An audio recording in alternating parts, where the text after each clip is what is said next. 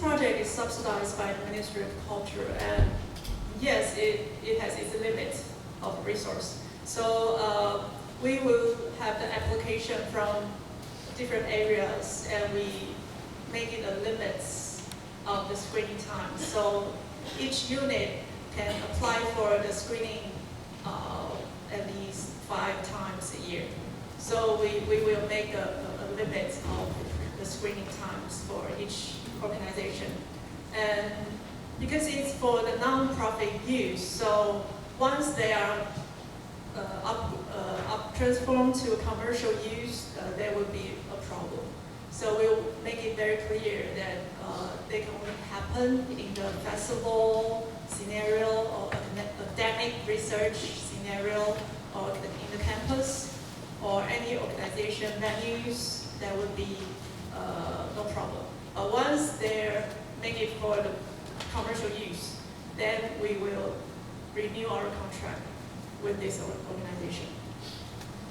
Okay, fine. Thank you very much. I'm very happy because this is not one-way communication, two-way, 2-way. Okay, thank you very much. Okay, then I'd like to ask Jomi Sora. Okay? Oh, no, sorry, no, sorry. She can go, that's fine. It's good. Okay. Really? Thank you. You are gentle and honest.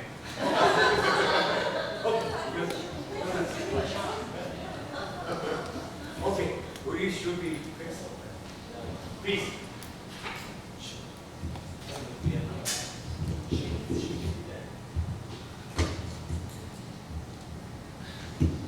Good afternoon. My name is Emily from National Taiwan Museum. I'm working here as a research assistant, and my job is majorly concerning on the multicultural inclusion project in the museum. Before I start, I would like to show you a clip I did that we collaborate with migration community. The thing we did, an event we did, we have done in Taiwan in our museum. Let me see where it is. Some of you might see that already.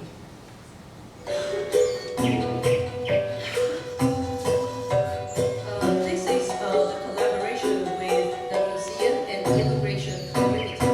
The immigration from Indonesia. So you see all the staff here. They are all Indonesian immigrants. And the reason I show you this part and all the things is that I want to show the preparation part and what it's like when it's really happening, and all the things that we all do together. So it's really like because today my presentation will be focusing on the intercultural dialogue. How to make intercultural dialogue with our society.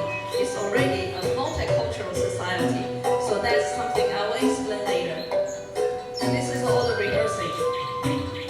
Sabe is a very important instrument in Nusantara area. And our Indonesian immigration group, when they have event, they always start with their national anthem. Not like Taiwanese, we don't sing national anthem.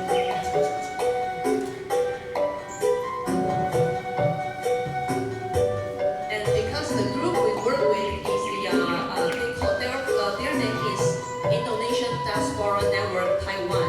Indonesian Diaspora Network in the world, it has 65 branches because Indonesia has the first largest population in the world. So they have the organization, they have the networking.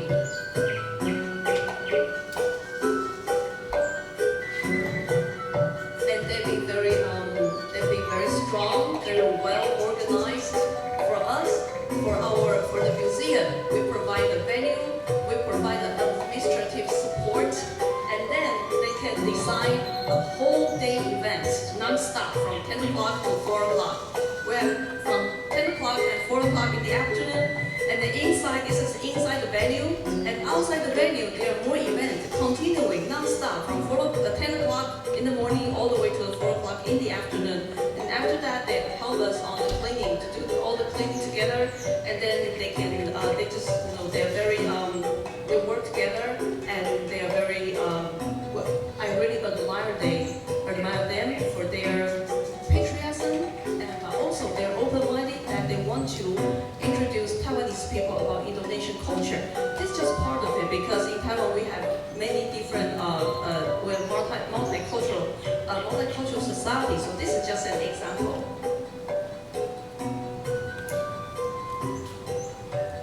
Yeah, this is the batik they did outside the venue. So inside there are like events, the fashion show showing all the traditional clothing, beautiful clothing from thousands of islands of Indonesia.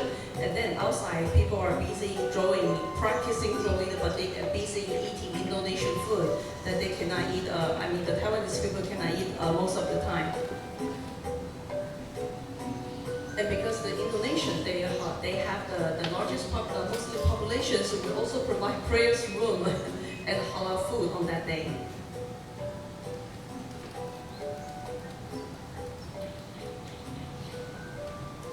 And this is a photo group of I'm the only Taiwanese, the rest of them, the network, the community, they even asked us to wear the uniform, so you see we wear the same thing. Yeah, that's a very interesting cross-cultural collaboration work that we did in the museum.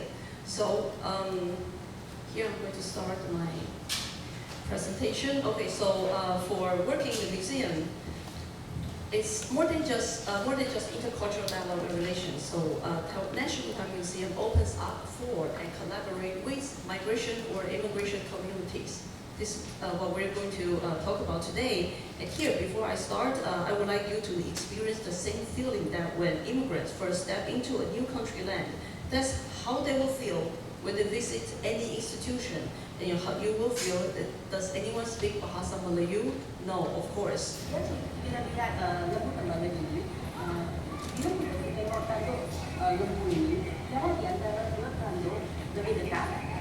Yeah, you don't know what she is talking about.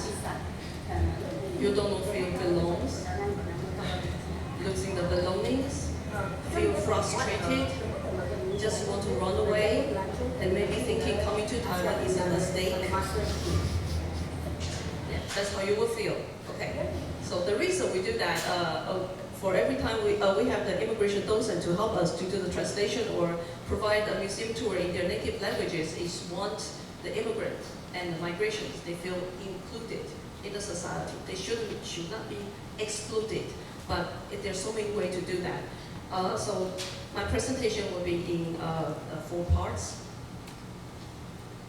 The next, the first part of my presentation, national museums or all kinds of public educational institutions should be open to people with diverse ethnic backgrounds, because they all share the same right to join, visit, and participate in all the events, activities, and exhibitions.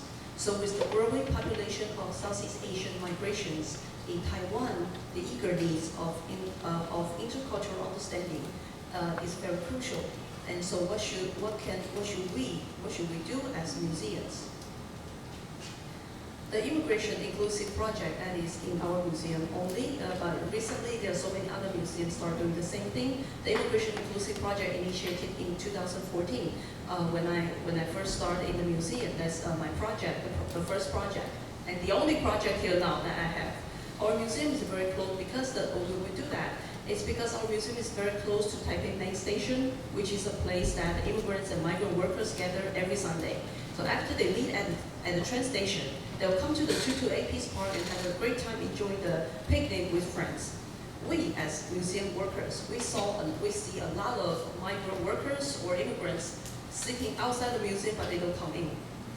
Okay, so we are very curious. So we asked them why they don't want to visit. Their answers are including that they thought it costs a lot of money, or hundreds of dollars, but it only costs $30 for a person. So, or they think with a museum, outside of the museum structure like that, maybe they are not welcome to go inside the museum. They're afraid. Or there's another thing, that they may not even have the habit when they are back home to visit the museum. They may not have the habit to visit the museum when they are back home. So therefore, we are thinking of the breaking through the invisible boundaries and try to reaching out to the diverse and any potential visitors for the museums. So here is a very simple chart for everyone, a pie chart to see that the immigration and migration workers, the numbers, and we have immigrants, we have second generation of immigrants, we have migrant workers, and this time I put runaway migrant workers because there's some issues. When I was in Frankfurt and in Berlin and in Tokyo, in Kyoto, to present, to do the presentation about the migration inclusive project in Taiwan, I was challenged by the Vietnamese scholar asking, how do you Taiwanese people look at Vietnamese migrant workers and immigration in Taiwan? What is your attitude? Because it's another issue. But here, so my answer to them is, don't worry, we have museum, we have migration inclusive project. We force every Taiwanese to learn the multicultural. It's very important in Taiwan. We do that, we do the events a lot, so make sure that everyone, Taiwanese people can gradually learn to face the fact of it's already a multicultural society. So here's the status. It's very amazing that with all the numbers compared with Taiwanese people, so every 20 people in Taiwan, there might be one person that have potentially, it might be potentially with Southeast Asian background. So this is something very important. That's why we do this. We start all the work. And here, some of you might see this picture I showed 2 days ago in university. The slide here shows differences among multicultural, cross-cultural, and intercultural. In Taiwan, we are already a multicultural society. However, even we, the society and the cultural policy making, we put a lot of effort, but only to just reach cross-cultural, the picture in the middle, only just cross-cultural communication and understanding. So there is still a distance to real intercultural dialogue to occur in the society. And policy making takes longer time. I was supposed to say policy making is going to take forever to change, but it seems not polite, so I changed it to policy making takes longer time to to form the complete aspect of concerning issue. But we museums, we can always do more than the cultural policy can cover. So we can always do more than the government, more than the political things. So we are outside of that. So there are many things we can try. So in order to enhance the intercultural dialogue and the welcome migration communities to visit our museum, we managed to have immigration inclusive project. Firstly, we started by recruiting immigrants who have already been in Taiwan for a very long time to be the volunteers and docents. In here, docents, I need to explain, that's museum docents, that's what we know as museum tour guides. I was challenged by European people, European scholars. They say museum tour is just giving a tour. Why do you call them docents? Because for me, they're not just here to give tour in their native languages. They're here to convey the knowledge to the visitors and to enhance the multicultural understanding. So that's why I explained to them the reason we use the word docent is for the reason. So why do we need the project? And how can they really help us with? In this project, why do we need migration inclusive project? Because they've been helping us. We started in 2014, so now we have a huge group of immigration communities helping us on so many things. So they help us to find a connection among our multicultural society. They also help us to create intercultural dialogues. They also help us to challenge the stereotype that Taiwanese people have, or our stereotype toward them, or their stereotype towards us. So we do the intercultural challenges as well. There's this one saying that speak directly to a person's heart, you need to use their native language, so that's very, very important. When our museum is going to collaborate with migrant communities, they may not be able to speak Mandarin very well because when they come to Taiwan, what they have to do is just work a lot, work very hard. So our immigration docents, they can help us to do the translation, help us to have a better connection with them, and have better understanding with each other. And also we want this project to broaden Taiwanese people's views towards Southeast Asian region because we're so limited in that unbelievably limited knowledge to Southeast Asian culture. With the assistance from the immigration volunteers from the Migration Inclusive Project, let's see what we have done together in the concept of cross-cultural boundaries and enhancing the intercultural dialogue. So this is Immigration Dosa Project. They provide they provide museum tour in their native languages. So all the visitors, the audience, they are here. They are all tourists. They're very excited when they found that there's someone speaking their own language in the museum, in the National Museum. And also collaborate with our migration communities. We have done an exhibition. The exhibition we co-curated with immigration communities. So in the exhibition, it started in 2017 in Taipei. There are over half of the exhibits were provided by migration communities, and they help us to provide their stories regarding their memories, homesickness, and these things connected to their native food culture. So we put that into a way that it can be exhibited in an exhibition. And they also the immigrant communities in different parts of Taiwan, they also help us, assist us, while the exhibition went tour in the central part of Taiwan and the southern part of Taiwan. And immigration, they also help us to make the brochures in 7 languages. Yeah, like this. Okay. So our immigration volunteers not even just help us in Taiwan, in the museum, they also help us to do the international exhibition in Vietnam and Thailand. So you see the lady, she is also a immigrant lady. And National Taiwan Museum started a collaboration. Let's see what we have started a collaboration with Indonesian National Open University since 2016. We still have our collaboration till now. We arrange one-day event every year to celebrate the beauty of cultural diversity in Indonesia. This event is named as Hari Kemerdekaan, and that's called Indonesian National Day with Art and Cultural Festival. It's very exciting. Taiwanese people all around the way. They say they're very scary, but I think that's so fascinating. And in the first year, there's no Taiwanese people come, just fully packed. The museum is fully packed with Indonesians. But in these coming years, in recent years, a lot of Taiwanese people join us. Okay. And so there are more things we're doing here, and a big festival. Okay, and let's see if there's anything. Okay, so yeah, this all the events we have done together. And collaboration, this is I mentioned already, so we collaborate with many organizations and institutions. Okay, and the last thing I want to talk about is the obstacles. The obstacles we have here is, we found one thing is very important. The biggest obstacle is intercultural competence. If you're not able to do that, it's really hard to work together. And so so challenges, no money. Challenges is how to say that, networking. Okay. and in the morning, one professor says the friendship, mutual trust, and long-term collaboration is the key. Yes, we think that is the key because as we working with immigration communities in Taiwan, we don't have money. Okay, so why they still keep working with us and supporting us to do all the things? It's because we're making friends. So that in that case, we can have the facility or the project to reach sustainability. So that's my presentation. Thank you very much. It's a very pleasant and cheerful presentation, and we enjoy it. And she is so, challenging. She gave us, both sides of the coin.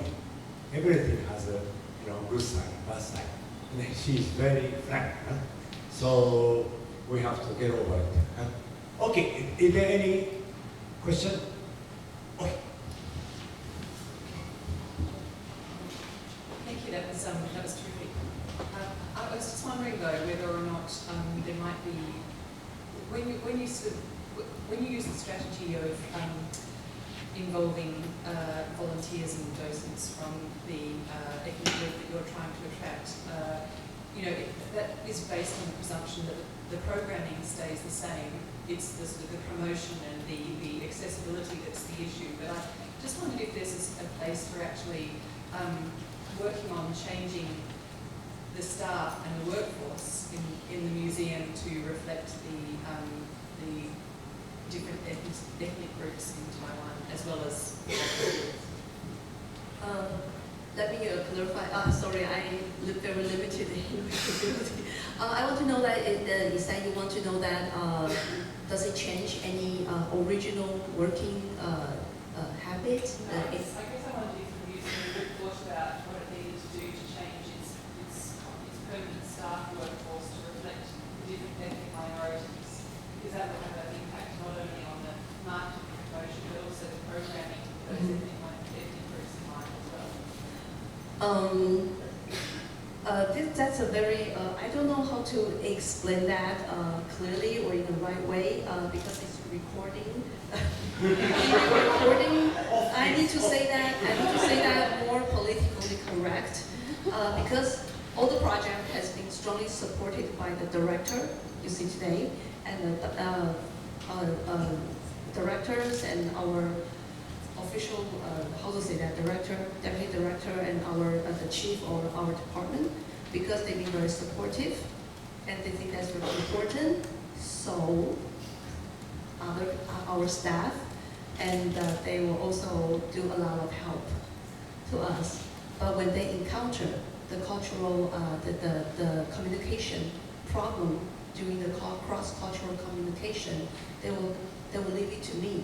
So they'll call me. No matter where I am, they'll call me and say, we have a problem.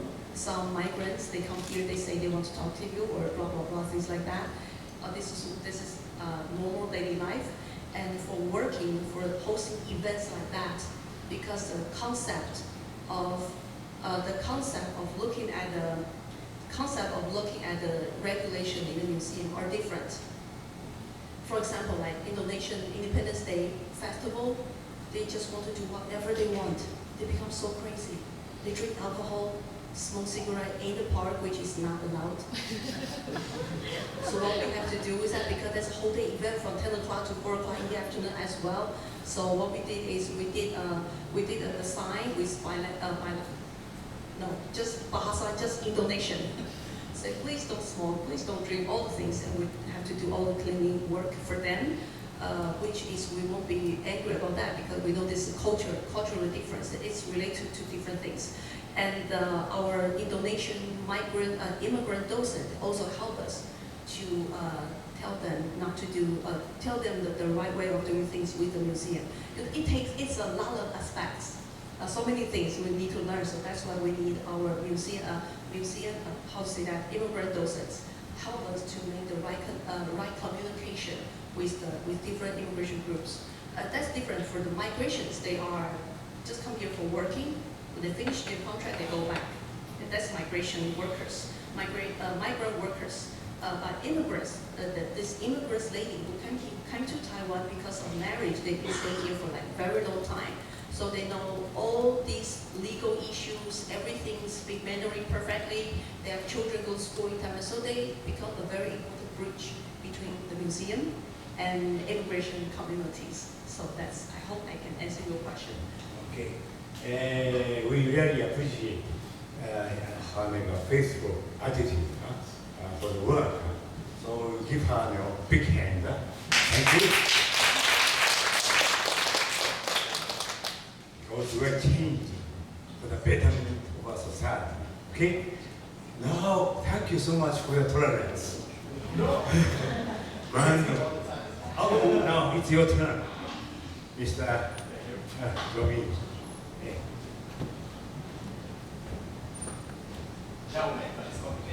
Oh, very good. And I tell you why. Is it working? Yes. I will tell you why my name is complicated. It's because culture is very fluid.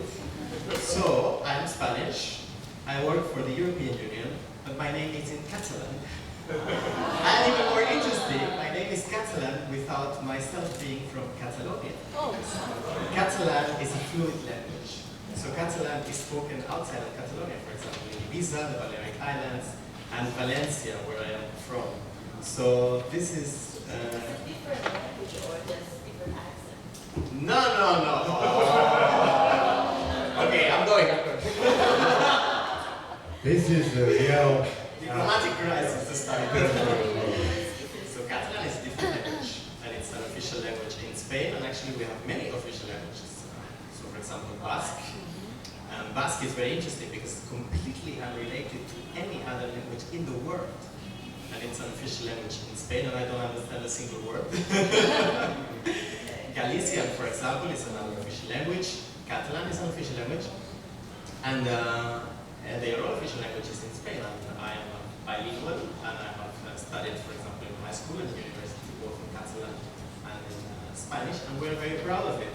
And sometimes people say, oh, this is, such a burden for the European Union. You have so many languages, how can you understand each other? And I think this kind of event where we emphasize diversity, we emphasize that culture is something that brings us together, then we need to bring this back to the institutions and see it as something valuable.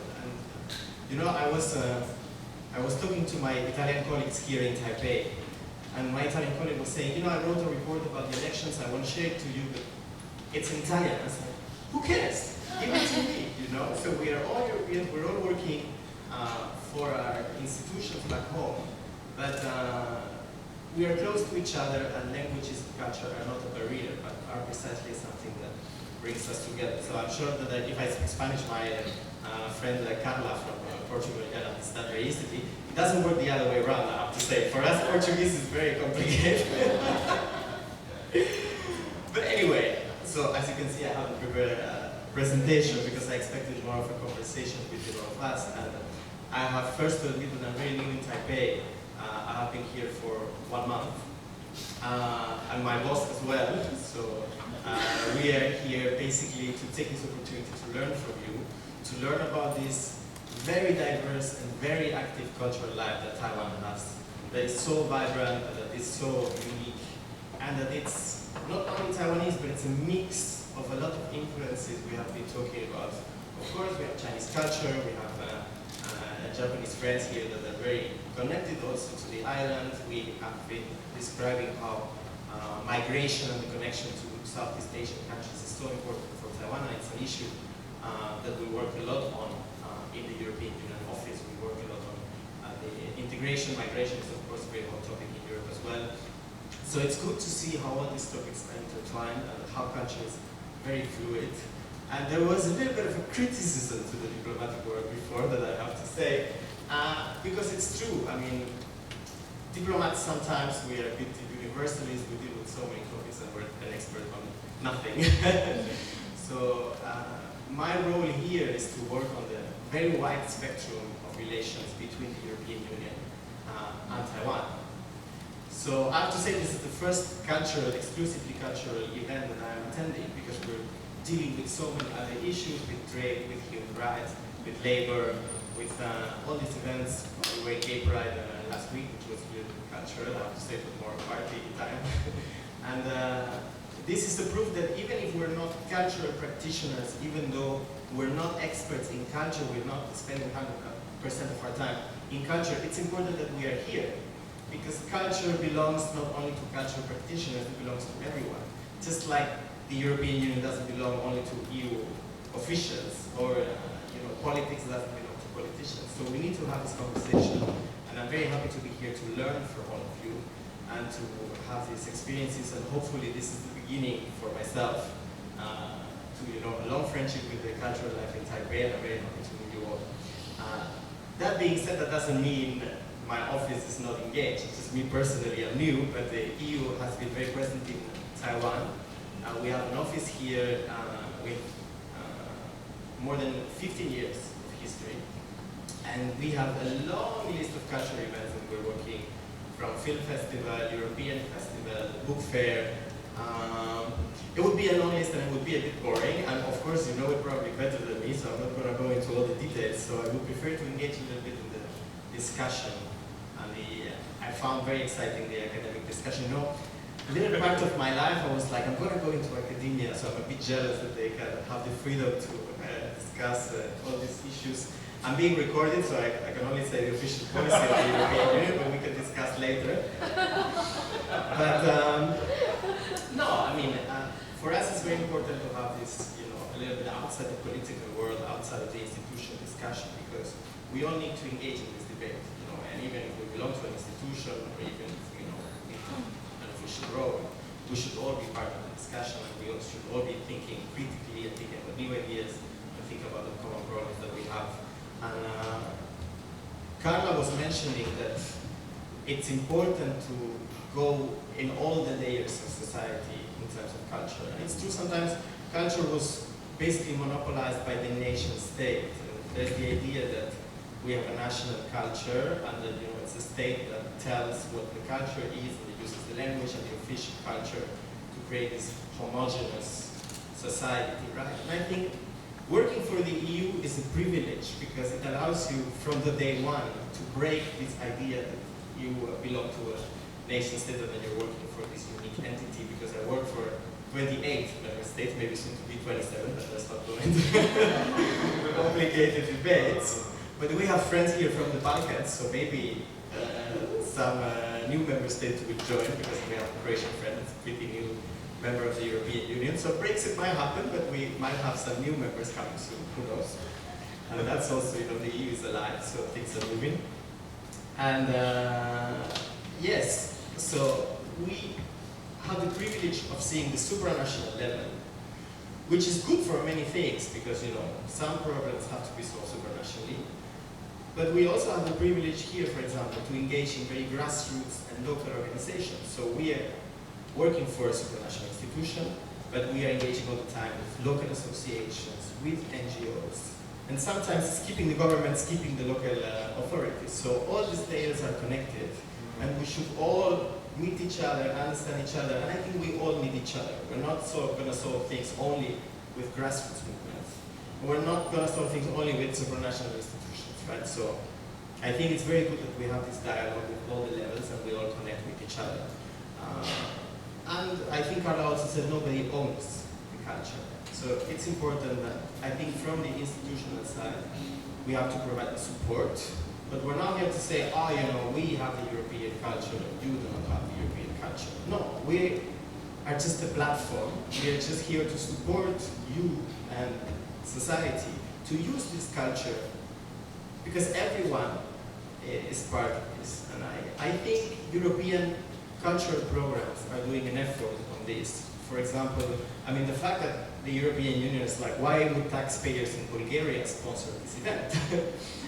And we have to explain that this is important, and that we need to put this money not only on European culture, is only about ourselves and the 27 member states. No, because culture has no borders. And I'm very proud of some programs like the Erasmus program, and I think that is one of the cultural programs of the European Union that has contributed the most to European integration. And I bet you cannot guess where I did my Erasmus. It's in a European city that's one of the oldest cities in the world, and it's not in the EU. Who can guess? And it's one of the most populated cities in Europe. Istanbul. Istanbul! Istanbul. Great! Oh. So, and this is, people say, oh, you know, Erasmus is all about the EU. No, it's about Europe, and it's about engaging with our culture. And Istanbul is a European city. Some people, I mean, we can discuss about many political issues, but just like Moscow is in Europe, St. Petersburg is in Europe. And to have this cultural and educational exchange beyond the set political borders change all the time. I mean, there was a time the Balkans was part of the Turkish Empire.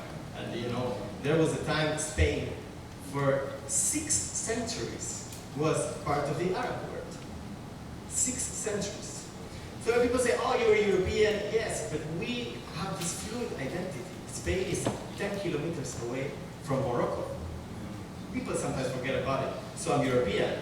As people in Estonia are my friends, but I'm also very close to the Arab world, and I'm proud of it, because we are, you know, connected also to our surroundings, and we're not here to say, oh, we are the Euro, We are the European Union, you know, the Russians there and the Arabs there, and we are completely different. No? So I think this cultural fluidity is very important, especially in times of identity politics, of we versus them. I'm a bit sorry for Carla that she has to live in the UK now and she has to deal with all these issues, and for me it's a bit sad, you know, when we are in this political debate in the institutions, and you know, culture is used as a tool for division and for antagonism. We were having this debate a little bit before, how sadly culture is a tool and also can be used to divide people, so we need to really push for a culture that is accepting, that is tolerant, and that goes beyond borders, because putting borders for culture is completely artificial, and culture is not like that. I was this summer in a concert of the European Union Youth Orchestra. It's a very nice cultural program for the European Union, so we take the best young musicians and we sponsor a tour around Europe, but also outside Europe. And it was a very nice experience because the program of the concert was all Russian music. It was Tchaikovsky, Shostakovich, and it's so beautiful to see the European Union Youth Orchestra playing this beautiful music that is part of our cultural heritage. And guess what? The conductor was a Chinese woman. So I thought it was such a good metaphor, because you know, when I go back to work and we need to discuss politics and geopolitics, it's all about, you know, so much confrontation. And then you see our cultural activities that really show this confrontation is not necessary, that we can work together. And I'm a bit jealous that you are in the cultural world, that you can cross these borders all the time and, you know, have these experiences without this separation. And I don't want to talk too much because I know my friend Akira is thinking about time. He's Japanese and the Spanish people tend to talk too much and be late. But this is part of our cultural diversity, so I have an excuse.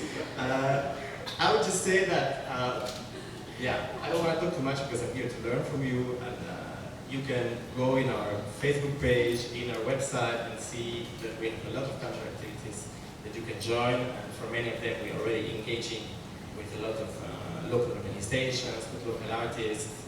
We bring people from Europe, and I hope we will have the chance to meet each other there. And you know, we have, for example, the European Film Festival that's coming soon, that will last for a couple of months. We have a lot of locations.